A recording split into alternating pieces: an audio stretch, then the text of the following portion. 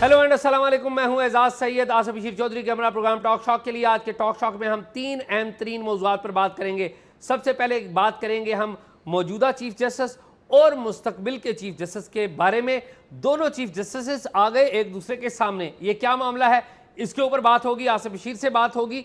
दूसरे नंबर पर हम आपको बताएंगे उन बच्चों, औरतों और कैदियों के बारे में जो पाकिस्तान के अंदर गुम होते हैं, हिंदुस्तान के अंदर गुम होते हैं और बांग्लादेश के अंदर गुम होते हैं।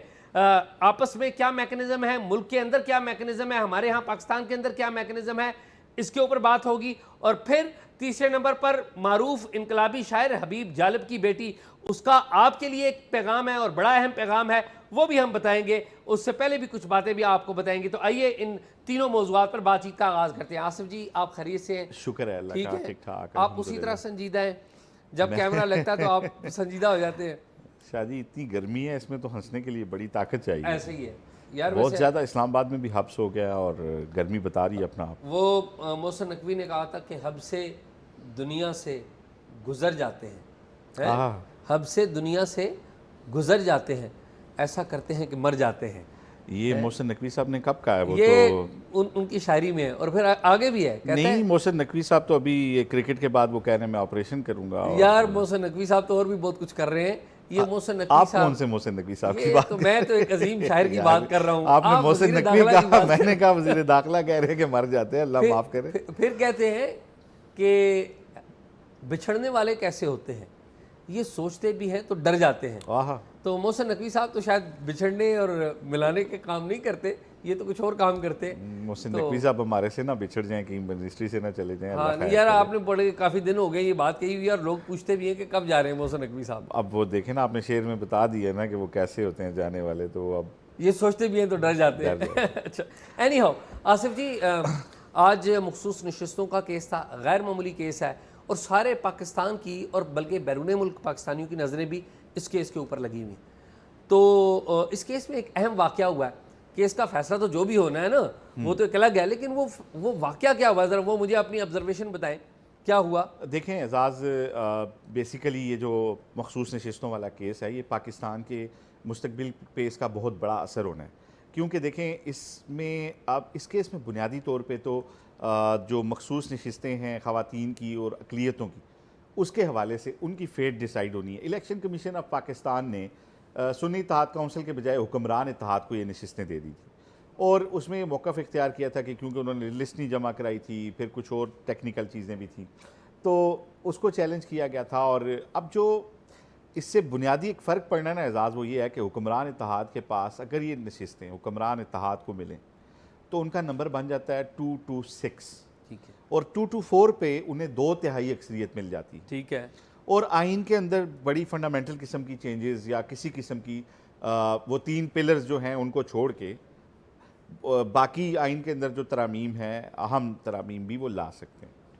और अगर ये नशिस्तें पीटीआई को मिलना इतना शायद उसमें पीटीआई के लिए मैटर नहीं करता कि ना तो वो हुकूमत बना सकते हैं ना हुकूमत गिरा सकते हैं, लेकिन ज़्यादा अहम बात यह है कि ये नशिस्तें हुक्मरान इत्तेहाद को मिलती हैं या इसका हुक्मरान इत्तेहाद को अगर नहीं मिलती या मिलती हैं तो इससे असल में फ़र्क पड़ेगा। ठीक बात। पीटीआई को मिलने से या ना मिलने से इतना डिफरेंस नहीं पड़ता है। ठीक, उनका नंबर जो है 77 से अगर 99 हो जाए या 102 हो जाए, 101 हो जाए, तो वो मैटर नहीं करता। लेकिन असल बात यह है कि क्या हुक्मरान इत्तेहाद के पास 2/3 अक्सरियत आएगी या नहीं, इस केस में ये फ़ैसला होना है। और इसका बड़ा पाकिस्तान के आने वाले वक्तों में हमारे इसके ऊपर बड़ा इसका गहरा असर आएगा। तो एजाज़, उसमें गो के जजेस का जो माइंड है, वहाँ पे हमें 2 तरह के जजेस मिलते हैं। एक जस्टिस काजी फ़ाइज़ ईसा हैं और उनके कुछ साथी जजेस हैं।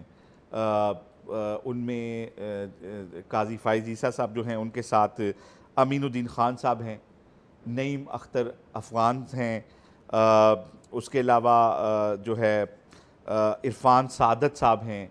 ये वो जजेस हैं जिनका माइंड जो है हमें रिफ़्लेक्ट होता नज़र आता है कि वो ये समझते हैं कि ये नशिस्तें हुक्मरान इत्तेहाद को मिलनी चाहिए। ये एक राय मैं दे रहा हूँ आपको। अब ये तो ज़ाहिर है कि हतमी बात तो उसी दिन कही जा सकेगी जिस दिन डिसीजन आएगा, लेकिन जो रिमार्क्स और जो आप कोर्ट के अंदर वो टोन देखते हैं उससे पता चलता है।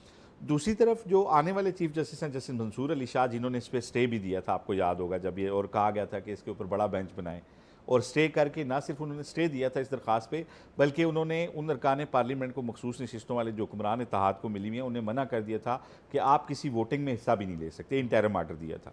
उनमें जस्टिस मंसूर अली शाह हैं, जस्टिस अतर मिनल्ला हैं, जस्टिस मुनीब अख्तर हैं, शाहिद वहीद हैं, आयशा मलिक हैं। ये वो जजेस हैं जिनका माइंड हमें यूं रिफ्लेक्ट होता नज़र आता है जो कि शायद वो ये समझते हैं कि अगर ये नशिस्तें सुन्नी इत्तेहाद काउंसिल को अगर नहीं मिलती तो ये हुक्मरान इत्तेहाद को भी नहीं दी जा सकती। उनका माइंड यूं रिफ्लेक्ट होता नज़र आता है। ये अगेन मैं कहूँगा कि हतमी बात ज़ाहिर है फैसले के दिन, लेकिन एक आप कोर्ट रिपोर्टर्स हम जब बैठते हैं देखते हैं चीज़ों को तो हमें नज़र आ रहा होता है कि कौन से जज जो हैं वो किस चीज़ को आज के दिन तक बाय कर रहे हैं। तो अब इस सारे फैसले के अंदर जो है ना, आज दिलचस्प बात ये हुई कि जस्टिस मंसूर अली शाह जो हैं उनको वैसे तो जस्टिस आपको पता ही जस्टिस अतर मिनल्ला की या जस्टिस मुनीब अख्तर की और जस्टिस काजी फाइज ईसा के लोग जो जवाबुल जवाब और फिक्रेबाजी होती है, लेकिन आज एक बात ये हुई कि जस्टिस मंसूर अली शाह जिन्होंने अब तकरीबन 4 माह भी नहीं रह गए कि उन्होंने चीफ जस्टिस बनना है और बिल्कुल उनका टेन्योर आया खड़ा है और काजी साहब के अब बस लगभग 101 दिन रह गया, 120 दिन, 115 दिन। ठीक। तो आज काजी साहब ने कहा कि यार मुझे समझ नहीं आती कि आर्टिकल 51 की तशरीह में ऐसी क्या बात है जो समझ नहीं आ रही। तो फिर जस्टिस मंसूर जो है उन्हें भी बोलना पड़ गया। उन्होंने कहा मेरा तो चीफ जस्टिस जितना दिमाग नहीं है कि मैं एक चीज़ पढ़ते ही समझ जाऊँ, मुझे उसको समझना पड़ता है, कानून को देखना पड़ता है और मैं तो एक चीफ साहब आप आम जजों को भी साथ लेके चलें। तो अच्छा, उन्होंने पॉइंट आउट कर दिया। हाँ, उन्होंने कहा चीफ साहब आप हमारे जैसे आम जजों को भी साथ लेके चलें। हालांकि आम जजों ने आम जेन वाले जजों को भी। अहम तो नहीं, उन्होंने कहा कि हमारी तरह के आम जेन वाले लोगों को भी साथ लेके चलें। तो उस पर अदालत में कहका भी लगा, लेकिन उन्होंने रिस्पॉन्स किया और उन्होंने ये मौक़िफ़ अपना एक तरह से दिया कि मेरा राइट है कि मैं केस को समझूं, क्वेश्चन करूं। आप खुद कितने क्वेश्चन करते हैं। तो एजाज़ इसमें जो बड़ी दिलचस्प बात है ना केस में, इस केस के बारे में इस केस का इसकी जो साइलेंट मेजॉरिटी है ना, बेसिकली उसने डिसाइड करना है कि क्या होना क्या है। अच्छा, वो एक 8 फरवरी की तरह साइलेंट मेजॉरिटी तो नहीं नहीं वो वाली साइलेंट, वो तो खुफिया मेजॉरिटी है ना। मैं साइलेंट जजेस की बात कर रहा हूँ कि 2 समधी हैं और एक तीसरे जज हैं जस्टिस याहिया अफरीदी। अच्छा, इन्होंने डिसाइड करना है कि केस में अक्सरियती जो ग्रुप है वो कौन सा है। समधी कौन से जरा हमारे समधी जो हैं वो हमारे सिंध प्रोविंस से आने वाले, कराची से आने वाले 2 जजेस हजरात हैं जो मोहम्मद अली मज़र साहब हैं और जस्टिस हसन अजहर रिजवी हैं। इनके बच्चों की आपस में शादी हो जी, ये समधी हैं। और याहिया अफरीदी साहब सीनियर इनसे जज हैं, ये तो आए थे बंदियाल साहब के दौर में। याहिया अफरीदी इनसे सीनियर चीफ भी बनेंगे। याहिया अफरीदी साहब हर केस में उनकी एक अलहदा एक राय और एक उनकी अपनी एक जुरिस्प्रूडेंस है कानून और इंसाफ को समझने की, तो वो भी अलग खड़े नज़र आते हैं अक्सर केसेस में। वो कई दफ़ा तो फैम से भी आगे, हमारी फैम से तो कम से कम बहुत आगे की कोई बात वो कर देते हैं, समझ नहीं आती। तो ये 3 जजेस हैं, इनके बारे में है कि ये जिस तरफ जाएंगे वो ग्रुप अक्सरियती ग्रुप हो जाएगा। लेकिन एजाज़ एक बात है कि जस्टिस काजी फाइज ईसा क्योंकि कानून, आइन, इंसाफ की बात करते हैं, लेकिन मसला ये है कि एक बड़े फ्रेम में अगर आप देखें तो क्या इलेक्शन जो हुए हैं वो सारे इंसाफ और कानून के तकाज़ों के मुताबिक हुए हैं? क्या इंतखाबी नताइज, और उससे पहले फिर आप ये देखें पेपर छीनने से लेके मुकदमात बनाने से लेके सारी, आज वहाँ पे जस्टिस उसने बैरिस्टर गौर ने कहा, उन्होंने कहा कि जी आप कह रहे हैं कि एक फॉर्म में आज़ाद लिखा हुआ है, तो हमने 2 फॉर्म जमा कराए थे, एक में आज़ाद लिखा था, एक में पीटीआई लिखा था। पीटीआई इसलिए नहीं लिखा था पहले में कि पीटीआई लिखें तो फॉर्म छीन लिए जाते थे, जमा ही नहीं कराने दिए जाते थे, बंदा ही मिसिंग हो जाता था। तो अब बात यह है कि अगर इस हुकूमत को 2/3 अक्सरियत दी जाती है और कल उसमें आइन में कोई ऐसी तरमीम भी आती है, हुकूमत कितनी बाख्तियार है हम सब जानते हैं, कल आइन के अंदर कोई ऐसी तरमीम आती हैं ताकतवर हलकों की जानिब से, तो उसका खमियाजा फिर मेरा ख्याल है सबको भुगतना पड़ेगा और उसमें अदालत का रोल भी शामिल होगा। तो खैर ये आज की इसकी प्रोसीडिंग की अहम बात थी। लेकिन एजाज़ मैं एक और आपको बात बताऊँ, जस्टिस जो हमारे अपकमिंग चीफ जस्टिस हैं जस्टिस मंसूर अली शाह, वो आपको पता है कि वो कोई मीडिया में ज़्यादा आप एक तो वो रिमार्क्स उस तरह नहीं देते, मीडिया में वो कोई प्लीज़ भी नहीं करते बहुत ज़्यादा जर्नलिस्टों को, बल्कि इंटरेस्टिंगली उन्होंने हफ्ते वाले दिन जो UN का विमेन कन्वेंशन था ना यहाँ पे एक होटल के अंदर, जी जी जी। उसमें उन्होंने एक बड़े माया नाज रिपोर्टर के साथ तस्वीर बनाने से मना कर दिया। अच्छा। हाँ, उन्होंने कहा जी कि मैं आपके साथ तस्वीर, उन्होंने कहा यार फिर कभी बना लेंगे, सॉरी। तो वो एक मतलब एक इस लिहाज से वो, हालांकि वो बड़े सींगों वाले रिपोर्टर हैं, लेकिन उन्होंने उनके साथ तस्वीर नहीं बनाई। ये वैसे आपको ये भी मैं बता दूं, हमारे क्यूम सिद्दीकी साहब नहीं है जो हमारे कलीग हैं, जी जी इन्होंने भी एक चीफ जस्टिस के साथ तस्वीर उतरवाने से, उमर अता बंदियाल के साथ तस्वीर उतरवाने से मना कर दिया था, पता है? जी जी, मुझे कि याद चीफ है, जस्टिस साहब ने इनको कहा था जी। कि आप तस्वीर हमारे साथ उतरवाएं। लेकिन मैं आपको बता मेरे रहा साथ हूँ कि मैंने इस तरह नहीं देखा किसी जज को कि जस्टिस मंसूर अली शाह को एक इंतहाई सीनियर हमारे रिपोर्टर कहते हैं जी कि आप तस्वीर बनाएं। उनका यार फिर कभी बना लेंगे यार, आपके साथ क्या मसला, तो उन्होंने मना किया तस्वीर बनाने से। हालांकि काजी फाइज ईसा साहब तो देखें कि वो जजेस, वो हमारे रिपोर्टर्स के बच्चों की शादियों में भी जाते रहे हैं, कोई वाक़यात हुए हैं तो घर में भी जाते रहे हैं, हालांकि वो बाद में वो केसेस उनके सामने लगे भी ऐसे ही। तो। लेकिन मंसूर अली शाह जो हैं वो एक रिफॉर्मिस्ट और इस तरह के जज माने जाते हैं। तो लेट्स सी इस केस में जो भी फैसला आएगा उसका बड़ा इम्पैक्ट होएगा हमारे आने वाले इन सालों के ऊपर। बिल्कुल। तो एजाज़ ये इसकी इनसाइड है, कल फिर समात है और मेरा ख्याल है इस वीक में कंक्लूड हो जाएगा। बिल्कुल ठीक। तो बाकी आप बताएं, वो जो आप बता रहे थे कि तीनों मुल्क जो हैं, पाकिस्तान, इंडिया, जी, बांग्लादेश, उसके अंदर जो लोग खो जाते हैं, ये अच्छा एजाज़ ये बॉर्डर पे खोने वाले हैं या कौन से लोग? मैं बताता हूँ आसिफ, मैं ना पिछले दिनों, बल्कि अभी भी काम कर रहा हूँ, हमारा पंजाब में एक चाइल्ड प्रोटेक्शन ब्यूरो है जिसकी सरबराह सारा अहमद साहिबा हैं, पंजाब में बड़ी मारूफ हैं, बड़ा मीडिया पे भी उनका नाम है, वो बड़ा काम शाम करती रहती है। लेकिन मुझे उनके चाइल्ड प्रोटेक्शन ब्यूरो के वाले से कुछ चीज़ें पता लगी जो जिनके ऊपर मैं बेसिकली काम कर रहा था कि चाइल्ड प्रोटेक्शन ब्यूरो के अंदर बड़े इश्यूज़ हैं। 13 तकरीबन इनके दफातर हैं पूरे मुल्क में, पंजाब में सेक्टर, जी हाँ। तो वहाँ पर जितने भी जो बच्चे लापता होते हैं ना, बिलखसूस बच्चे, उनको वहाँ पर ला कर रख दिया जाता है। अब ना उनकी मैं चेक करने की कोशिश कर रहा था कि उनको उनकी फैमिली ट्रेस करने का सिलसिला क्या है या मैकेनिज़्म क्या है कि बच्चों का जो पता लगे कि बच्चे आज के दौर में गुम हो गए हैं, जब मोबाइल फ़ोन है, इंटरनेट है। और ये करने की ज़रूरत क्यों पेश आई? करने की ज़रूरत इसलिए पेश आई कि आसिफ, फेसबुक के ऊपर एक मैंने देखा कुछ दिन पहले, कुछ अरसा पहले, एक वलीउल्लाह मारूफ नाम के कराची के साहब हैं, उनका मैंने काम देखा और हैरान कुन काम है, जेन्युइन काम है। वो आसिफ यकीन करें कि घंटों में फैमिलीज़ को मिला देते हैं। और उनकी कहानी ये है कि उनके पड़ोस में कोई खातून जिसका ताल्लुक बांग्लादेश से था, वो काम करती थी और ये मोबाइल पे, जिस तरह आज कल नौजवान नस्ल बिज़ी होती है, तो ये मोबाइल पे बिज़ी थे। तो इनकी वालदा ने कहा कि तुम ये हर वक्त मोबाइल पे तो लगे रहते हो, तो ये खातून है बेचारी 30-35 साल से इधर रह रही है, माँ बाप इसके बांग्लादेश में है, इसकी तस्वीर को चढ़ा दो, शायद मिल जाए। इन्होंने उसकी तस्वीर चढ़ाई, वलीउल्लाह मारूफ साहब ने, और वो तस्वीर 8वें दिन के बाद इनकी फेसबुक पोस्ट के ऊपर उस औरत की फैमिली ने कांटेक्ट कर लिया। इन्होंने उनसे बात करवाई, वीडियो कॉल हो गई, राब्ते हो गए, और आज तक आसिफ तकरीबन कमोबेश 800 फैमिलीज़ पाकिस्तान, इंडिया, बांग्लादेश ये जुड़वा चुके हैं माशाल्लाह। और ज़्यादातर वो वाली औरतें जो कि ह्यूमन ट्रैफिकिंग में, ह्यूमन स्मगलिंग में इंडिया से पाकिस्तान में आई या बांग्लादेश से आई या इधर से उधर जो लोग गए। तो मैं ये सोच रहा था कि ऐसा तरीक़ाकार क्यों नहीं है हमारे चाइल्ड प्रोटेक्शन ब्यूरोज़ के अंदर कि वो इनकी फैमिलीज़ की ट्रेसिंग कर सकें उन बच्चों की। क्योंकि ऐसे यानी कि वलीउल्लाह मारूफ जैसे लोग और भी बहुत सारे लोग हो सकते हैं। मैं तो एक रैंडम मेरे ज़हन में आया है ना, ऑर्गेनाइज़ करने की बात है।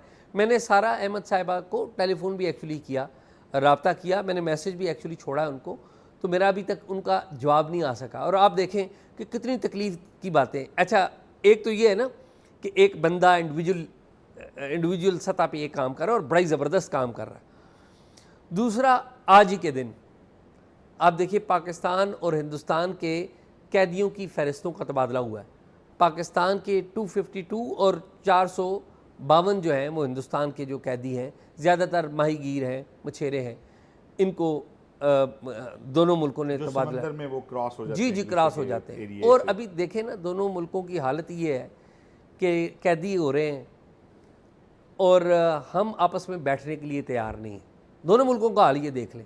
उन्होंने बंदे कम क्यों छोड़े हैं एजाज? हमने ज़्यादा छोड़े हैं, 400 को छोड़ उन्होंने 200। आसिफ बात यह है कि पकड़े ज़्यादा थे उनके बंदे हमने ज़्यादा पकड़े हैं। अच्छा जी हाँ। अच्छा, और फिर इस मामले में भी एक कंपटीशन होता है, गैर एलानिया कंपटीशन ना, कि उन्होंने हमारे 10 पकड़े हैं तो हम कहेंगे 15 पकड़ेंगे। ये इस तरह भी होता है। और वैसे आपस की बात है, उनकी आबादी भी ज़्यादा है, वो भी ज़्यादा हमारे पानियों में आ जाते हैं, हमारे भी उधर चले जाते हैं, इस तरह की काफ़ी। और वो बेचारे बेकसूर। अच्छा, इनमें जो फहरिस्त दी है ना पाकिस्तान हाई कमीशन को उन्होंने और हिंदुस्तान के हाई कमीशन को हमने, उनके कैदियों की, उनमें 38 ऐसे कैदी भी हैं जो दफाई हैं, फ़ौजी हो गए या मुख्तलिफ दफाई सर्विसेज, शायद इंटेलिजेंस के लोग भी हों। तो वो 38 कैदी वो भी हैं जिनका कुछ पता नहीं है।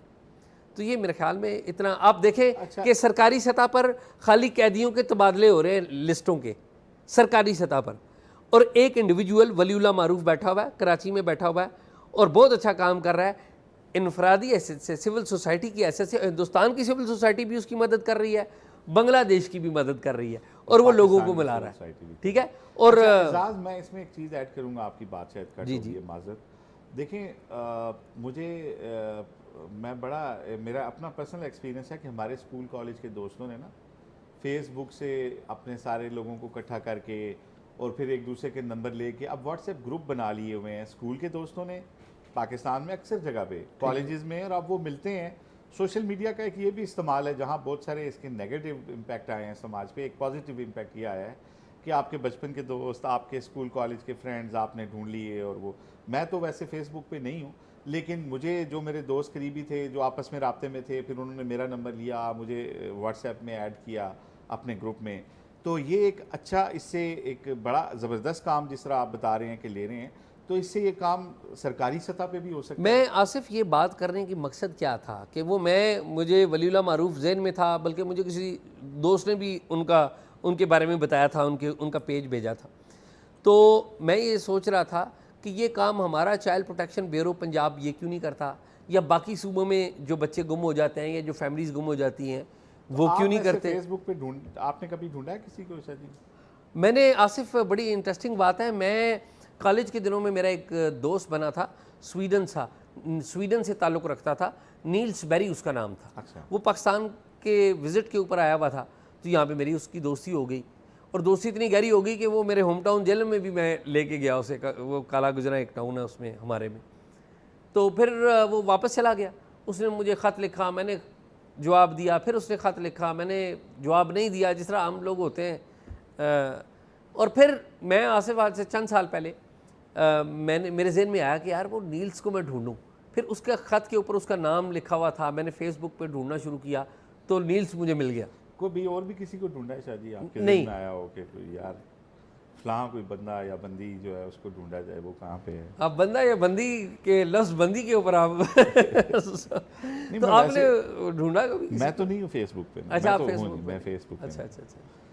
तो आपने और कोई दोस्त फाइंड आउट किया नहीं, कभी? नहीं, अभी तक तो मुझे कोई और दोस्त नहीं मिला जिसको मैं बयान कर सकूं।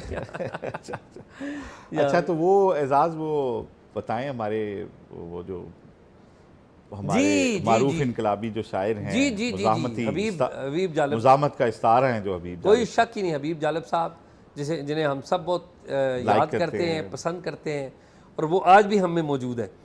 तो जिस तरह ये वलीउल्लाह मारूफ दीप जला रहे हैं ना लोगों को मिलाने के, तो हबीब जालिब साहब ने भी बड़े दीप जलाए थे मज़ामत के, ठीक है, और डिक्टेटरशिप के ख़िलाफ़ बोले थे, चाहे वो सिविलियन डिक्टेटरशिप हो चाहे वो मिलिट्री डिक्टेटरशिप हो, उनके ख़िलाफ़ बोले थे।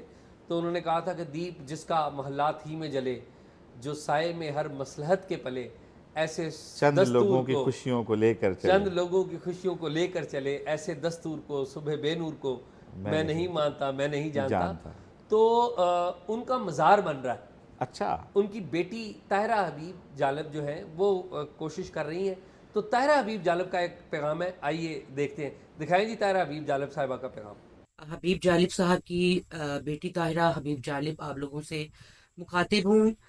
मैं आपको लोगों को ये बताना चाहती हूँ कि जालिब साहब की आखिरी आरामगाह पे मैं पिछले 1.5-2 महीने से काम करवा रही हूँ, जहाँ पे 60% काम मैं करवा चुकी हूँ और बाकी 40% काम अभी रहता है। तो मैं आप लोगों से गुजारिश करती हूँ, जो जालिब साहब से प्यार करते हैं, जो कॉमरेड साथी हैं, जो उनको चाहते हैं, जो उनसे अकीदत रखते हैं, मैं आप लोगों से गुजारिश करती हूँ कि आप इसमें मेरी हेल्प करेंगे।